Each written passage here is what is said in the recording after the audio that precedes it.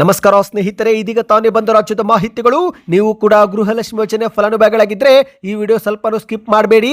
ಮತ್ತೊಂದು ಕಂತಿನ ಹಣ ಬಿಡುಗಡೆ ನಿಮ್ಮ ಬ್ಯಾಂಕ್ ಖಾತೆಗೆ ಜಮಾ ಆಗುವುದು ಯಾವಾಗ, ಯಾವ ಕಂತು ಬಿಡುಗಡೆ ಮಾಡಲಾಗಿದೆ, ಎಲ್ಲ ಮಾಹಿತಿ ನೋಡೋಣ. ಮತ್ತೊಂದೆಡೆಯಲ್ಲಿ ಬಿಜೆಪಿಯ ಶಾಸಕಾಂಗ ಸಭೆಯಲ್ಲಿ ಮಹತ್ವದ ಚರ್ಚೆ. ಅಧಿವೇಶನದಲ್ಲಿ ಸರ್ಕಾರಕ್ಕೆ ಬಿಸಿ ಮುಟ್ಟಿಸಲು ಮಾಸ್ಟರ್ ಪ್ಲಾನ್, ಗೃಹಲಕ್ಷ್ಮಿ ಸೇರಿದಂತೆ ರೈತರ ಸಾಲ ಮನ್ನಾ ಮಾಡುವಂತೆ ಒತ್ತಾಯ. ಎಲ್ಲ ಮಾಹಿತಿ ಬಂದಿವೆ. ಮತ್ತೊಂದೆಡೆಯಲ್ಲಿ 2 ದಿನದಲ್ಲಿ ಗುಟ್ಕಾ ನಿಷೇಧ ವಾಪಸ್ ಪಡೆದುಕೊಂಡ ಸರ್ಕಾರ, ನನ್ನನ್ನು ಕೇಳದೆ ಹೇಗೆ ಜಾರಿಗೆ ಮಾಡಿದ್ರಿ ಎಂದು ಆರೋಗ್ಯ ಇಲಾಖೆ ವಿರುದ್ಧ ತರಾಟೆಗೆ ತೆಗೆದುಕೊಂಡು ಗರಂ ಆದಂತ ಮುಖ್ಯಮಂತ್ರಿ ಡಿ ಕೆ ಶಿವಕುಮಾರ್ ಅವರು ಗುಟ್ಕಾ ನಿಷೇಧ ವಾಪಸ್ ತೆಗೆದುಕೊಳ್ಳಲಾಗಿದೆ. ಆ ಬಗ್ಗೆಯೂ ಕೂಡ ಮಾಹಿತಿ ನೋಡೋಣ ಸ್ನೇಹಿತರೆ. ಮತ್ತೊಂದೆಡೆಯಲ್ಲಿ ಇನ್ನು ಮುಂದೆ ಮನೆ ಮುಂದೆ ಕಾರು ನಿಲ್ಲಿಸಿದ್ರೆ ವರ್ಷಕ್ಕೆ 25,000 ರೂಪಾಯಿ ಶುಲ್ಕ ಕಟ್ಟಬೇಕು. ನೀವೇನಾದರೂ ನಿಮ್ಮ ಮನೆಯನ್ನು ಬಾಡಿಗೆಗೆ ಕೊಟ್ಟಿದ್ರೆ ಈ ಒಂದು ಕೆಲಸ ಕೂಡಲೇ ಮಾಡಿ. ಇನ್ನು ಕೊನೆಯದಾಗಿ ಬಿಪಿಎಲ್ ಪಡಿತರ ಚೀಟಿದಾರರಿಗೆ ಮುಖ್ಯವಾದ ಸೂಚನೆ, ಈ ತಪ್ಪು ಮಾಡಿದ್ರೆ ಬಿಪಿಎಲ್ ಕಾರ್ಡು ರದ್ದಾಗುತ್ತೆ, ಸರ್ಕಾರದ ಯೋಜನೆಗಳು ಕೂಡ ಬಂದ್ ಆಗುತ್ತೆ.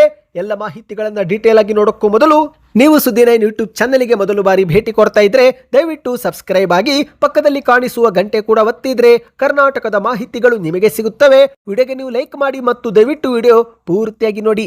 ಬನ್ನಿ ಸ್ನೇಹಿತರೆ, ಎಲ್ಲ ಸುದ್ದಿಗಳನ್ನು ಡೀಟೇಲ್ ಆಗಿ ನೋಡೋಣ. ನೀವು ಕೂಡ ಗೃಹಲಕ್ಷ್ಮಿ ಯೋಜನೆ ಫಲಾನುಭವಿಗಳಾಗಿದ್ರೆ ಕಮೆಂಟ್ ನಲ್ಲಿ ಗೃಹಲಕ್ಷ್ಮಿ ಎಂದು ಕಮೆಂಟ್ ಮಾಡಿ. ಇದೀಗ ರಾಜ್ಯದ ಗೃಹಲಕ್ಷ್ಮಿ ಯೋಜನೆ ಫಲಾನುಭವಿಗಳಿಗೆ ಸಿಹಿ ಸುದ್ದಿ ಸಿಕ್ಕಿದೆ. ಹೌದು, ಯೋಜನೆಯ 32ನೇ ಕಂತು ಕೂಡ ಬಿಡುಗಡೆಯಾಗಿದ್ದು ಶೀಘ್ರದಲ್ಲೇ ನಿಮ್ಮ ಬ್ಯಾಂಕ್ ಖಾತೆಗೆ ಈ ಒಂದು ಹಣ ಜಮಾ ಆಗಲಿದೆ. ಹೌದು ಗೆಳೆಯರೆ, ಇದುವರೆಗೆ 31 ಕಂತು ಜಮೆ ಮಾಡಲಾಗಿತ್ತು. ಇದೀಗ ಜೂನ್ ತಿಂಗಳ 32ನೇ ಕಂತು ಕೂಡ ಬಿಡುಗಡೆ ಮಾಡಲಾಗಿದೆ ಎಂದು ಗ್ಯಾರಂಟಿ ಯೋಜನೆಗಳ ಅನುಷ್ಠಾನ ಪ್ರಾಧಿಕಾರದ ಉಪಾಧ್ಯಕ್ಷರಾದಂಥ ದಿನೇಶ್ ಗುಳಿಗೋಡ್ ಅವರು ಅಧಿಕೃತವಾದ ಮಾಹಿತಿ ಕೊಟ್ಟಿದ್ದಾರೆ. ಹೌದು, ಬರೋಬ್ಬರಿ 2,443 ಕೋಟಿ ಹಣವನ್ನು ಮಾನ್ಯ ಮುಖ್ಯಮಂತ್ರಿ ಡಿ ಕೆ ಶಿವಕುಮಾರ್ ಅವರು ಬಿಡುಗಡೆ ಮಾಡಿದ್ದಾರೆ ಎಂದು ಬೆಂಗಳೂರಲ್ಲಿ ಹೇಳಿಕೆ ಕೊಟ್ಟಿದ್ದಾರೆ. ಗೃಹಲಕ್ಷ್ಮಿ ಯೋಜನೆ ಹಣಕ್ಕಾಗಿ ಕಾದು ಕುಳಿತಂತ ಮಹಿಳೆಯರಿಗೆ ಒಂದು ರೀತಿ ಸಿಹಿ ಸುದ್ದಿ ಸಿಕ್ಕಂತಾಗಿದೆ. ಹೌದು, ಈ ಬಾರಿ 2,443 ಕೋಟಿ ಹಣವನ್ನು ಏಕಕಾಲಕ್ಕೆ ಬಿಡುಗಡೆ ಮಾಡಲಾಗಿದ್ದು ರಾಜ್ಯದ 1,24,00,000ಕ್ಕೂ ಅಧಿಕ ಮಹಿಳೆಯರ ಬ್ಯಾಂಕ್ ಖಾತೆಗೆ ಡಿಬಿಟಿ ಮೂಲಕ ಜಮೆ ಆಗುತ್ತಿದ್ದು ಈ ಒಂದು ಪ್ರಕ್ರಿಯೆ ಶೀಘ್ರದಲ್ಲೇ ಮುಗಿಯುತ್ತೆ. 3-4 ದಿನಗಳಲ್ಲಿ ಹಣವು ಕೂಡ ಜಮೆ ಆಗುತ್ತೆ ಎಂದು ಮಾಹಿತಿ ಕೊಟ್ಟಿದ್ದಾರೆ.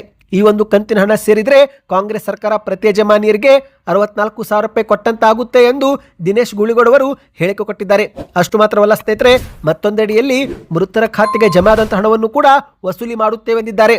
ಹೌದು, ಮಾಹಿತಿಯ ಪ್ರಕಾರ 115 ಕೋಟಿ ರೂಪಾಯಿಗೂ ಅಧಿಕ ಹಣ ಮೃತರ ಖಾತೆಗೆ ಸಂದೇಹವಾಗಿದ್ದು ಸದ್ಯ ಈ ಒಂದು ಅಕ್ರಮವನ್ನು ತಡೆಗಟ್ಟಲು ಇನ್ನು ಮುಂದೆ ಮೃತಪಟ್ಟ 15 ದಿನದ ಒಳಗಾಗಿ ಫಲಾನುಭವಿ ಹೆಸರನ್ನು ಪಟ್ಟಿಯಿಂದ ತೆಗೆಯುವಂತಹ ಹೊಸ ಮಾರ್ಗಸೂಚಿ ಕೂಡ ಸಿದ್ಧಪಡಿಸಲಾಗುತ್ತೆ ಎಂದು ಹೇಳಿಕೆ ಕೊಟ್ಟಿದ್ದಾರೆ. ಅಂದಹಾಗೆ ಸ್ನೇಹಿತರೆ, ಮೃತಪಟ್ಟ ಫಲಾನುಭವಿಗಳ ಅಕೌಂಟ್ ಅನ್ನು ನೀವು ಡಿಲೀಟ್ ಮಾಡಿ ಮನೆಯ ಮುಂದಿನ ಯಜಮಾನಿ ಹೆಸರಲ್ಲಿ ಮತ್ತೊಮ್ಮೆ ಗೃಹಲಕ್ಷ್ಮಿ ಯೋಜನೆಗೆ ಅರ್ಜಿ ಸಲ್ಲಿಕೆ ಮಾಡಬೇಕು.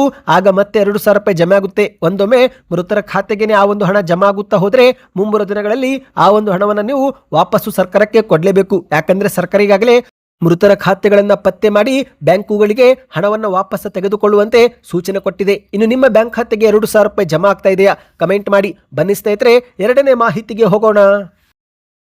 ಈ ಬಾರಿಯ ವಿಧಾನಮಂಡಲದ ಅಧಿವೇಶನದಲ್ಲಿ ಸರ್ಕಾರದ ವಿರುದ್ಧ ಹೋರಾಟ ಮಾಡಲು ಬಿಜೆಪಿಯ ಶಾಸಕಾಂಗ ಸಭೆಯಲ್ಲಿ ಹಲವು ಪ್ರಮುಖ ವಿಚಾರ ಬಗ್ಗೆ ಚರ್ಚೆ ಮಾಡಲಾಗಿದೆ. ಹೌದು, ಕಾಂಗ್ರೆಸ್ ಸರ್ಕಾರವನ್ನು ಇಕ್ಕಟ್ಟಿಗೆ ಸಿಲುಕಿಸಲು ಪ್ರಮುಖ ವಿಷಯವನ್ನು ಸದನದಲ್ಲಿ ಪ್ರಸ್ತಾಪಿಸಿ ವಾಗ್ದಾಳಿ ಮಾಡಲು ಬಿಜೆಪಿ ನಾಯಕರು ಸಿದ್ಧತೆ ಮಾಡುತ್ತಿದ್ದಾರೆ. ಎರಡೂ ಸದನಗಳಲ್ಲೂ ಹಲವು ವಿಚಾರವನ್ನು ಮುಂದಿಟ್ಟುಕೊಂಡು ಸರ್ಕಾರಕ್ಕೆ ಬಿಸಿ ಮುಟ್ಟಿಸಲು ಬಿಜೆಪಿ ನಾಯಕರು ನಿರ್ಧಾರ ಮಾಡಿದ್ದಾರೆ. ಹೌದು, ಕರ್ನಾಟಕದಲ್ಲಿ ಸದ್ಯ ಉಂಟಾಗಿರುವ ತೀವ್ರ ಬರಗಾಲದ ಪರಿಸ್ಥಿತಿಯನ್ನು ಎದುರಿಸುವಲ್ಲಿ ಸರ್ಕಾರ ಸಂಪೂರ್ಣ ವಿಫಲವಾಗಿದ್ದು ಸದ್ಯ ಈ ಒಂದು ವಿಚಾರವೂ ಕೂಡ ಮುಂದಿಟ್ಟುಕೊಂಡು ಆಕ್ರೋಶವನ್ನ ಬಿಜೆಪಿ ನಾಯಕರು ವ್ಯಕ್ತಪಡಿಸಲಿದ್ದಾರೆ.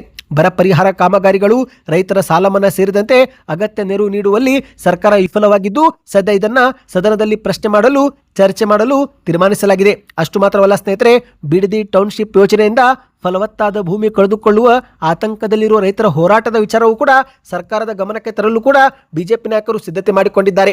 ಇದರ ಜೊತೆಗೇನೆ ವಾಲ್ಮೀಕಿ ಅಭಿವೃದ್ಧಿ ನಿಗಮದ 187 ಕೋಟಿ ರೂಪಾಯಿ ಹಗರಣದಲ್ಲಿ ಭಾಗಿಯಾಗಿ ಆರೋಪ ಎದುರಿಸಿರುವ ಬಿ ನಾಗೇಂದ್ರ ಅವರನ್ನ ಮತ್ತೆ ಸಚಿವರನ್ನಾಗಿ ಮಾಡಿರುವುದಕ್ಕೂ ಬಿಜೆಪಿ ನಾಯಕರು ತೀವ್ರ ವಿರೋಧ ವ್ಯಕ್ತಪಡಿಸಿದ್ದು ಈ ಬಗ್ಗೆಯೂ ಕೂಡ ಸದನದಲ್ಲಿ ಸರ್ಕಾರಕ್ಕೆ ಬಿಸಿ ಮುಟ್ಟಿಸಲು ಬಿಜೆಪಿ ನಾಯಕರು ನಿರ್ಧಾರ ಮಾಡಿದ್ದಾರೆ. ಮತ್ತು ಅದೇ ರೀತಿ ಸ್ನೇಹಿತರೆ, ಸರ್ಕಾರದ ಮಹತ್ವಾಕಾಂಕ್ಷಿ ಯೋಜನೆ ಆಗಿರುವ ಗೃಹಲಕ್ಷ್ಮಿ ಯೋಜನೆ ಹಣ ಫಲಾನುಭವಿಗಳಿಗೆ ಜಮೆ ಆಗುತ್ತಿಲ್ಲ, ಜಮೆ ಆದರೂ ಅನರ್ಹರ ಪಾಲಾಗುತ್ತಿದ್ದು ಈ ಬಗ್ಗೆಯೂ ಕೂಡ ಬಿಜೆಪಿ ನಾಯಕರು ಮಾತನಾಡಲಿದ್ದಾರೆ. ಹೌದು, ವೃದ್ಧಾಪ್ಯ ವೇತನ, ಗೃಹಲಕ್ಷ್ಮಿ, ವಿಧವಾ ವೇತನ ಸೇರಿದಂತೆ ವಿವಿಧ ಸಾಮಾಜಿಕ ಭದ್ರತಾ ಪಿಂಚಣಿ ಹಣವನ್ನು ಸರ್ಕಾರ ತಡೆ ಹಿಡಿದಿದ್ದು, ಈ ಬಗ್ಗೆಯೂ ಕೂಡ ಬಿಜೆಪಿ ನಾಯಕರು ಸದನದಲ್ಲಿ ಕೇಳಲಿದ್ದಾರೆ ಎಂದು ಹೇಳಲಾಗಿದೆ. ಒಟ್ಟಿನಲ್ಲಿ ಇವತ್ತಿನ ಬಿಜೆಪಿಯ ಶಾಸಕಾಂಗ ಸಭೆಯಲ್ಲಿ ಸರ್ಕಾರಕ್ಕೆ ಬಿಸಿ ಮುಟ್ಟಿಸಲು ಬಿಜೆಪಿ ನಾಯಕರು ಪ್ಲಾನ್ ಮಾಡಿರುವುದು ಬೆಳಕಿಗೆ ಬಂದಿದೆ. ಬನ್ನೀಗ ಮತ್ತೊಂದು ಮಾಹಿತಿಗೂ ಹೋಗೋಣ. ರಾಜ್ಯದಲ್ಲಿ ಗುಟ್ಕಾ ನಿಷೇಧ ಸದ್ಯಕ್ಕೆ ಮತ್ತೆ ವಾಪಸ್ ಪಡೆದುಕೊಳ್ಳಲಾಗ್ತಾ ಇದೆ. ನನ್ನನ್ನು ಕೇಳದೆ ಹೇಗೆ ಮಾಡಿದ್ರಿ ಎಂದು ಆರೋಗ್ಯ ಇಲಾಖೆ ವಿರುದ್ಧ ಮುಖ್ಯಮಂತ್ರಿ ಡಿಕೆ ಶಿವಕುಮಾರ್ ಅವರು ಗರಂ ಆಗಿದ್ದಾರೆ. ಹೌದು ಗೆಳೆಯರೆ, ಗುಟ್ಕಾ ನಿಷೇಧದ ಆದೇಶ ಶೀಘ್ರದಲ್ಲೇ ಮತ್ತೊಮ್ಮೆ ವಾಪಸ್ ಪಡೆದುಕೊಳ್ಳುವ ಎಲ್ಲಾ ಲಕ್ಷಣಗಳು ಕಂಡು ಬರುತ್ತಿವೆ. ಸಚಿವ ಸಂಪುಟ ಸಭೆಯಲ್ಲಿ ಮುಖ್ಯಮಂತ್ರಿ ಡಿಕೆ ಶಿವಕುಮಾರ್ ಅವರು ಅಸಮಾಧಾನ ವ್ಯಕ್ತಪಡಿಸಿದ್ದು, ನನ್ನನ್ನು ಕೇಳದೆ ಇಂತಹ ಮಹತ್ವ ನಿರ್ಧಾರ ಹೇಗೆ ಕೈ ತೆಗೆದುಕೊಂಡ್ರಿ ಎಂದು ಆರೋಗ್ಯ ಇಲಾಖೆ ಕಾರ್ಯದರ್ಶಿಯನ್ನು ಮುಖ್ಯಮಂತ್ರಿ ಡಿಕೆ ಶಿವಕುಮಾರ್ ಅವರು ಪ್ರಶ್ನೆ ಮಾಡಿ ತರಾಟೆಗೆ ತೆಗೆದುಕೊಂಡಿದ್ದಾರೆ. ಹೌದು, ಕರ್ನಾಟಕದಲ್ಲಿ ಗುಟ್ಕಾ ಬ್ಯಾನ್ ಮಾಡಲಾಗುತ್ತಿದೆ ಎಂಬ ಸುದ್ದಿ ವೈರಲ್ ಆಗುತ್ತಿದ್ದಂತೆ ರಾಷ್ಟ್ರ ಮಟ್ಟದಲ್ಲಿ ಈ ಒಂದು ಸುದ್ದಿ ಚರ್ಚೆಯಾಗಿದ್ದು, ಆದರೆ 2 ದಿನಗಳಲ್ಲಿ ಸರ್ಕಾರ ಈಗ ಮತ್ತೆ ಇದನ್ನ ವಾಪಸ್ ಪಡೆದುಕೊಳ್ತಾ ಇದೆ. ಅಂದಹಾಗೆ ಸ್ನೇಹಿತರೆ, ಇತ್ತೀಚೆಗೆ ಅರಗ್ ಜ್ಞಾನೇಂದ್ರ ಸೇರಿದಂತೆ ಹಲವು ಬಿಜೆಪಿಯ ಶಾಸಕರು ಕೂಡ ಡಿಕೆ ಶಿವಕುಮಾರ್ ಅವರನ್ನ ಭೇಟಿ ಮಾಡಿ ಈ ಒಂದು ಆದೇಶವನ್ನು ಹಿಂಪಡೆಯುವಂತೆ ಮನವಿ ಸಲ್ಲಿಕೆ ಮಾಡಿದ್ರು. ಯಾಕಂದ್ರೆ ಗುಟ್ಕಾ ನಿಷೇಧ ಜಾರಿಗೆ ಆದ್ರೆ ಅಡಿಕೆ ಬೆಳೆಗಾರರಿಗೆ ಹೊಡೆತ ಬೀಳುತ್ತೆ, ರಾಜ್ಯದ 7 ರಿಂದ 8 ಜಿಲ್ಲೆಗಳಲ್ಲಿ ರೈತರಿಗೆ ಇದರಿಂದ ಭಾರಿ ತೊಂದರೆ ಆಗುತ್ತೆ ಎಂದು ಸಿಎಂ ಅವರಿಗೆ ಮನವರಿಕೆ ಮಾಡಿದ್ರು. ಸದ್ಯ ಇದಕ್ಕೆ ಪ್ರತಿಕ್ರಿಯೆ ಕೊಟ್ಟಂತ ಡಿಕೆ ಶಿವಕುಮಾರ್ ಅವರು, ನನಗೆ ಮಾಹಿತಿ ನೀಡದೆ ಈ ಒಂದು ಆದೇಶ ಹೊರಡಿಸಲಾಗಿದೆ, ಅಧಿಕಾರಿಗಳಿಗೆ ಆದೇಶವನ್ನು ವಾಪಸ್ ತೆಗೆದುಕೊಳ್ಳುವಂತೆ ಸೂಚನೆ ಕೊಡುತ್ತೇನೆ ಎಂದು ಹೇಳಿಕೆ ಕೊಟ್ಟಿದ್ದಾರೆ. ಒಟ್ಟಿನಲ್ಲಿ ಸ್ನೇಹಿತರೆ, ರಾಜ್ಯಾದ್ಯಂತ ಗುಟ್ಕಾ, ತಂಬಾಕು ಅಥವಾ ನಿಕೋಟಿನ್ ಒಳಗೊಂಡ ಪಾನ್ ಮಸಾಲ ಉತ್ಪನ್ನಗಳನ್ನ 1 ವರ್ಷದವರೆಗೆ ಬ್ಯಾನ್ ಏನು ನಿಷೇಧ ಹೇರಲಾಗಿತ್ತು. ಸದ್ಯ ಈಗ ಇದನ್ನ ವಾಪಸ್ ಪಡೆದುಕೊಳ್ಳಲಾಗ್ತಾ ಇದೆ. ಈ ಬಗ್ಗೆ ನಿಮ್ಮ ಅನಿಸಿಕೆಯನ್ನು ಕಮೆಂಟ್ ಮಾಡಿ ತಿಳಿಸಿ ಸ್ನೇಹಿತರೆ. ಬನ್ನಿ ಇದೀಗ ಮತ್ತೊಂದು ಮಾಹಿತಿಗೂ ಹೋಗೋಣ. ರಾಜಧಾನಿ ಬೆಂಗಳೂರಿನ ನಿವಾಸಿಗಳಿಗೆ ಶಾಕಿಂಗ್ ಸುದ್ದಿ. ಇನ್ನು ಮುಂದೆ ಮನೆ ಮುಂದೆ ಕಾರು ನಿಲ್ಲಿಸಿದ್ರೆ ವರ್ಷಕ್ಕೆ ನೀವು 25,000 ರೂಪಾಯಿ ಶುಲ್ಕ ಕಟ್ಟಬೇಕು. ಹೌದು ಗೆಳೆಯರೆ, ಡಿಕೆ ಶಿವಕುಮಾರ್ ಅವರು ಸಿಎಂ ಆದ ನಂತರ, ಜೊತೆಗೆ ಕೃಷ್ಣ ಬೈರೇಗೌಡ ಅವರು ಬೃಹತ್ ಬೆಂಗಳೂರು ಅಭಿವೃದ್ಧಿ ಸಚಿವರಾದ ನಂತರ ಹಲವಾರು ಸಾಕಷ್ಟು ಕ್ರಮಗಳನ್ನು ತೆಗೆದುಕೊಂಡಿದ್ದಾರೆ. ಅಂದ್ರೆ ಸ್ನೇಹಿತರೆ, ಬೆಂಗಳೂರು ಅಭಿವೃದ್ಧಿ ಆಗಿರ್ಬೋದು, ರಸ್ತೆ ಒತ್ತುವರಿ ತೆರವು, ಫುಟ್ಪಾತ್ ತೆರವು, ನೀರಿನ ಮಿತ ಬಳಕೆ, ಕಸ ಸಂಗ್ರಹಣೆ ಸೇರಿದಂತೆ ಹಲವು ಮಹತ್ವದ ಹೆಜ್ಜೆಯನ್ನು ಅವರು ಇಟ್ಟಿದ್ದು, ಈ ಮೂಲಕ ಬೆಂಗಳೂರಿನ ಸಾಕಷ್ಟು ಜನರು ಈ ಒಂದು ವಿಚಾರಕ್ಕೆ ಸರ್ಕಾರಕ್ಕೆ ಶಭಾಷ್ ಎಂದು ಹೇಳಿದ್ರು.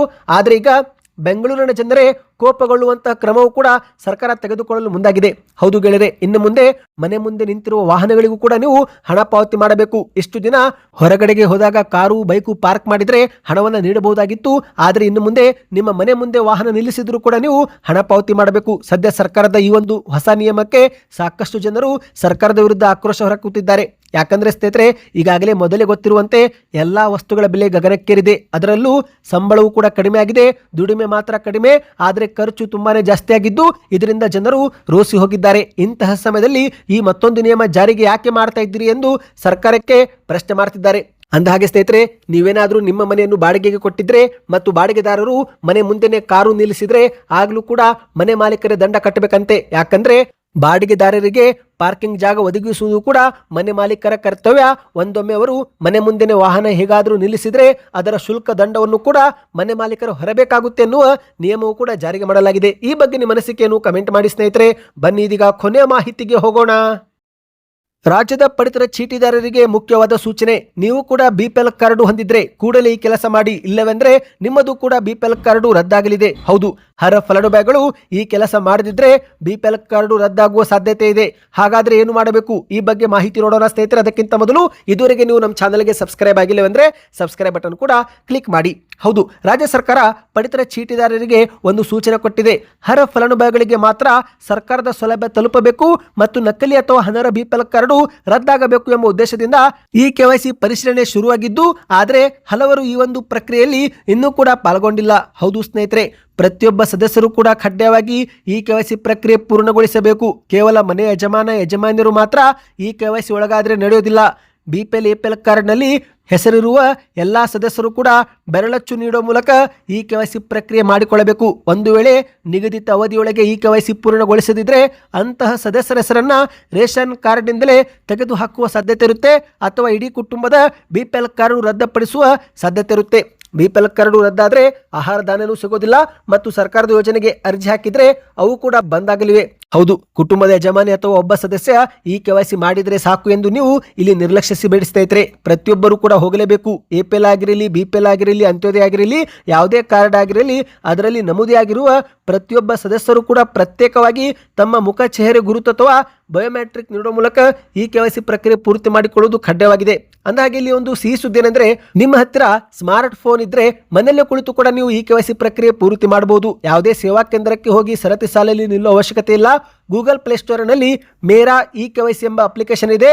ಆ ಒಂದು ಅಧಿಕೃತ ಅಪ್ಲಿಕೇಶನ್ ನೀವು ಡೌನ್ಲೋಡ್ ಮಾಡಿಕೊಂಡು ಈ KYC ಪ್ರಕ್ರಿಯೆ ಪೂರ್ತಿ ಮಾಡಿಕೊಳ್ಳಬಹುದು.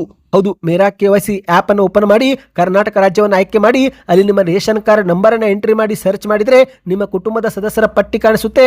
ನಂತರ ಯಾವ ಸದಸ್ಯರ ಈ KYC ಆಗಬೇಕೋ ಅವರ ಕೈಗೆ ಮೊಬೈಲ್ ಕೊಟ್ಟು ಫೇಸ್ ಅಥೆಂಟಿಕೇಶನ್ ಮೇಲೆ ಕ್ಲಿಕ್ ಮಾಡಿದರೆ ಕ್ಯಾಮರಾ ಆನ್ ಆಗುತ್ತೆ ಸ್ನೇಹಿತರೆ. ನಂತರ ಬೆಳಕಿರುವ ಜಾಗದಲ್ಲಿ ನಿಂತು ಕ್ಯಾಮರಾವನ್ನು ನೇರವಾಗಿ ಇಟ್ಟು ನೀವು ಕ್ಯಾಮರಾವನ್ನು ಶೇಕ್ ಆಗದಂತೆ ಸ್ಥಿರವಾಗಿ ಹಿಡಿದುಕೊಂಡ್ರೆ ನಂತರ ಅದು ಸ್ಕ್ಯಾನ್ ಆಗುತ್ತೆ. ಈ KYC ಸಕ್ಸಸ್ಫುಲ್ ಅಂತ ಸಂದೇಶ ಬರುತ್ತೆ.